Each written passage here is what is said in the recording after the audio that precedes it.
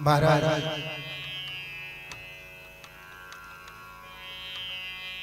हम सबने बड़े ही भाव से, बड़े ही श्रद्धा के साथ भगवान शंकर के विवाह की लीला को श्रवण किया और विवाह उत्सव मनाया भी।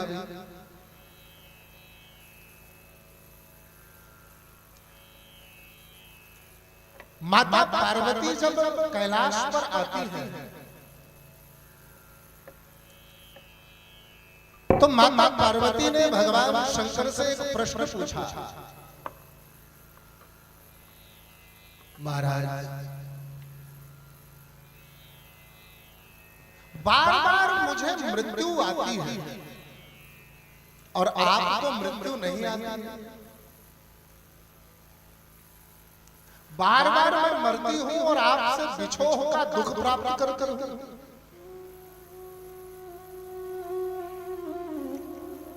आखिर ऐसा अन्याय क्यों है मेरे साथ? हे महादेव, हे विश्वनाथ, हे त्रिपुरारी, यदि आप समदर्शी हो, यदि आप सकल जगत का कल्याण करने वाले हो, तो मेरे इस संशय का उत्तर जरूर दो, मेरे इस शंका का समाधान जरूर करो। क्या बार बार आपको पाने के लिए तपस्या मैं ही करती हूं, आप क्यों नहीं करते?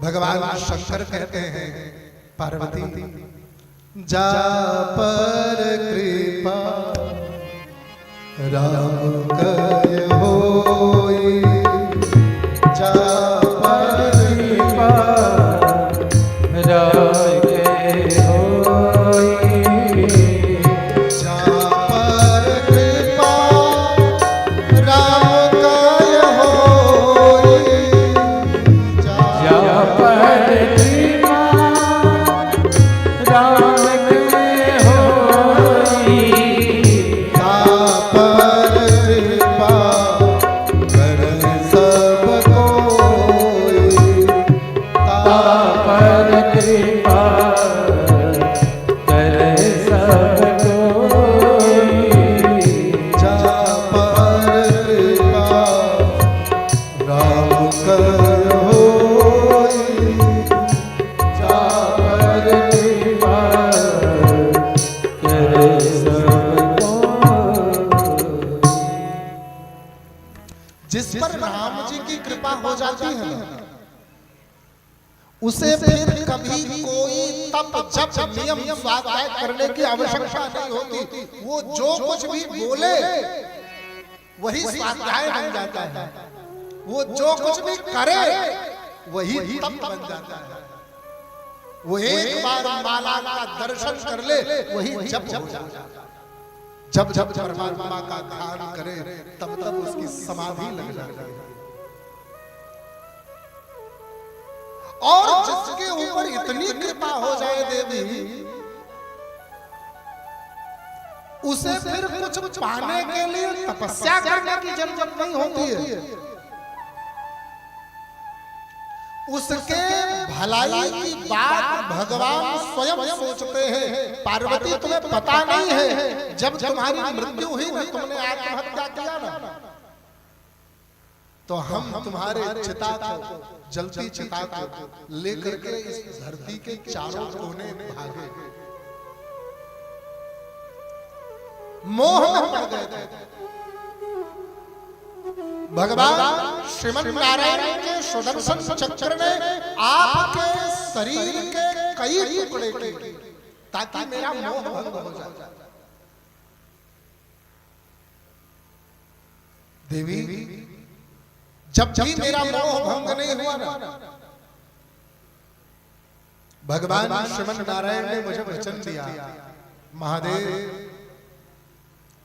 देवी सती के जितने भी अंग जहां पर भी गिरे हैं ना, वो सभी अंग शक्ति पीठों के नाम से जाने जाएंगे।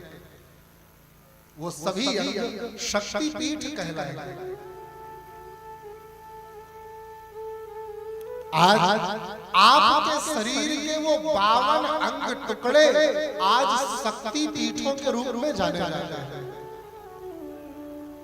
देवी, जब मैं बैरागी हो गया, एकदम मोह माया से परे हो गया, मैंने पत्नी के मोह को त्याग दिया, मैंने सोच लिया कि अब अकेले ही रहना है, अब विवाह करके इस माया के बंधन में नहीं पड़ना है।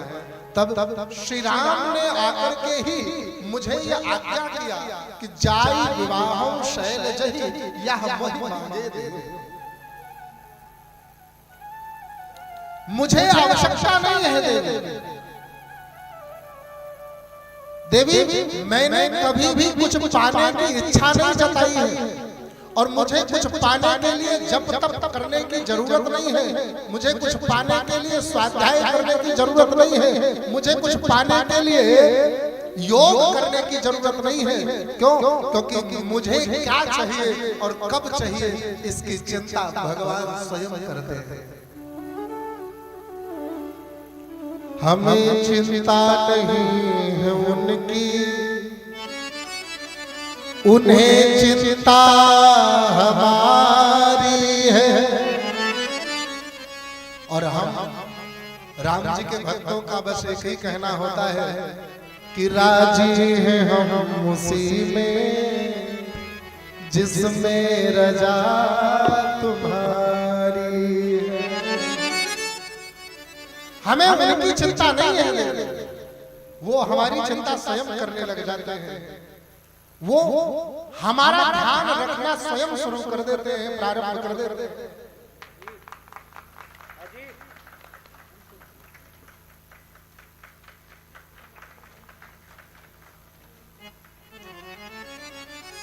जय जय श्री राधे श्याम। महाराज, माता पार्वती कहती है, प्रभु आखिर आपने अपने जीवन में ऐसा क्या कर लिया है कि जिसके कारण राम जी आपका इतना ध्यान रखते हैं, हमारा ध्यान क्यों नहीं रखते? जबकि भगवान स्वयं कहते हैं, समदर्शी प्रभु कृतज्ञ कृपाला, जो कृपा वत्सल है, जो समदर्शी है, जो भक्त वत्सल है, जो सबको एक ही दृष्टि से देखने वाले हैं,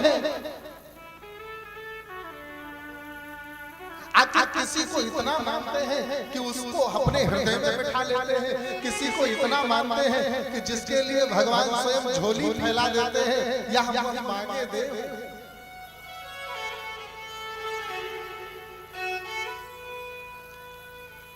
और किसी को फूटी आंखों भी नहीं देखते।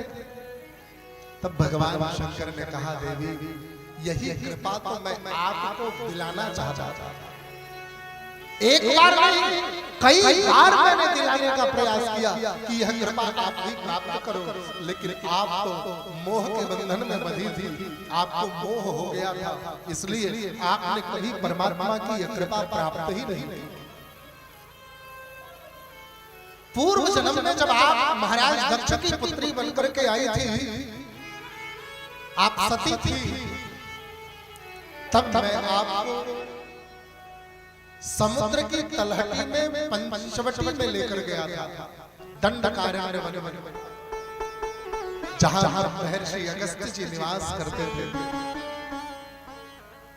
और वो नित्य श्री राम कथा करते थे। और वह श्री राम कथा मैं आपको श्रवण कराना चाहता था।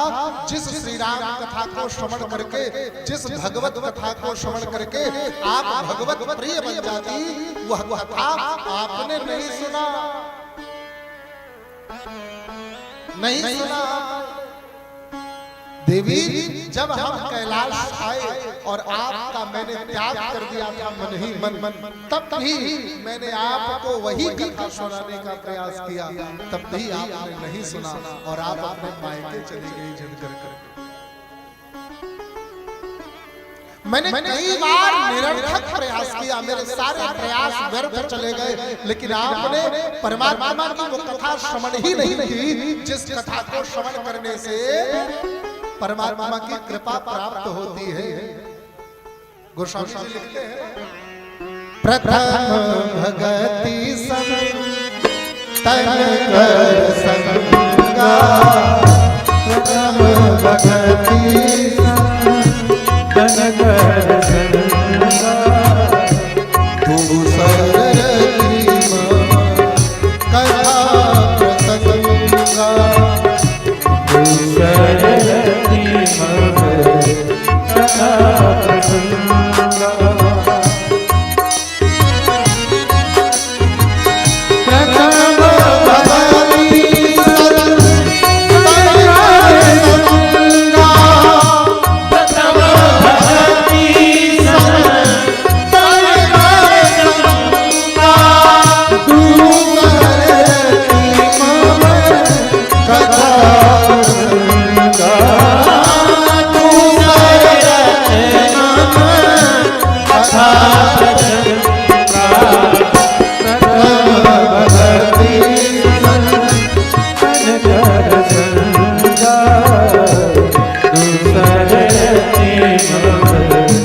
कथा